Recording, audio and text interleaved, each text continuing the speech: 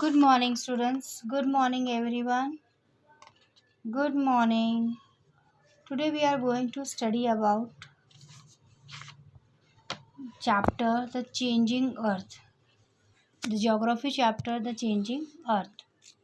You all know the earth crust is dynamic. It moves both vertically and horizontally due to the internal forces. These forces can be the movement of lithosphere plates resulting in folding and faulting. There are differences in the internal forces have been and are responsible for variation on the outer surface of the crust. Apart from these internal forces, the earth also continuously subjected to external forces driven by sunlight and on originating within the earth's atmosphere. The changes can thus be categorized under two broad divisions on the basis of forces which cause them. They are endogenic or internal forces and exogenic or external forces. So today we are going to study about the chapter the changing in the earth surface. They can be external also and they can be internal changes also. Now you can see on the screen the broad division of the earth's movement. Endogenic forces and exogenic forces. Endogenic are the internal forces and exogenic are the external forces.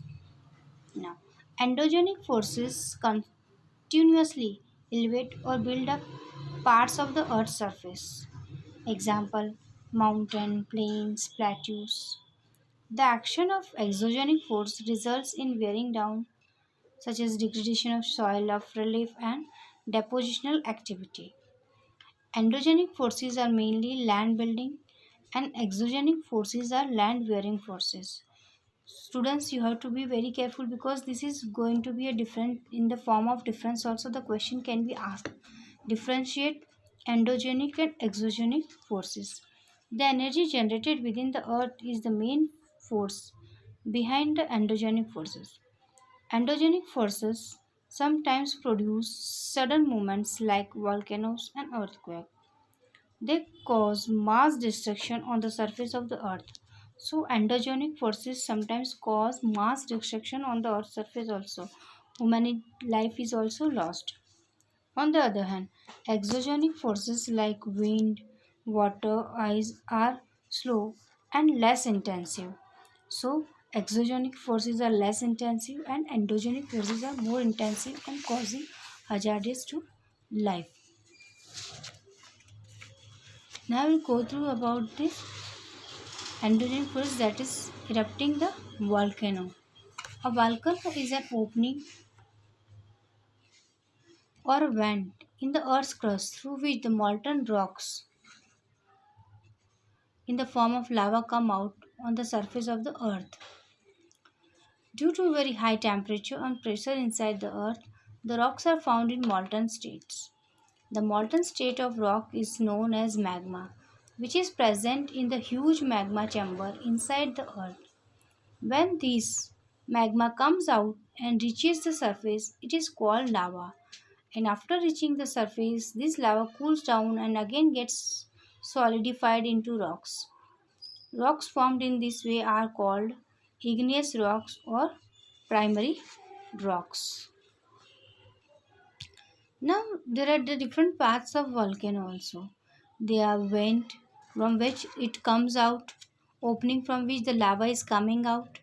Crater, the top of the volcano is called crater. It is funnel shaped. And volcanic cone. It is a pile of lava, dust, ashes and rocks which accumulates around the vent. So this was, and there are different types of volcanoes also. Active volcano, dormant volcano.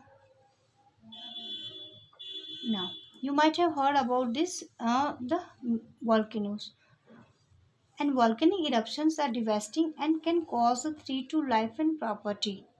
But in some way, they are some useful also. The lava thrown out of volcano forms a fertile soil over a period of time. They are helpful for scientists as the nature of the interior of the earth can be studied through them. and they bring out useful materials for the interior of the earth. So apart from the disadvantages, there are advantages of the volcanic eruption also. So now we move towards the next topic.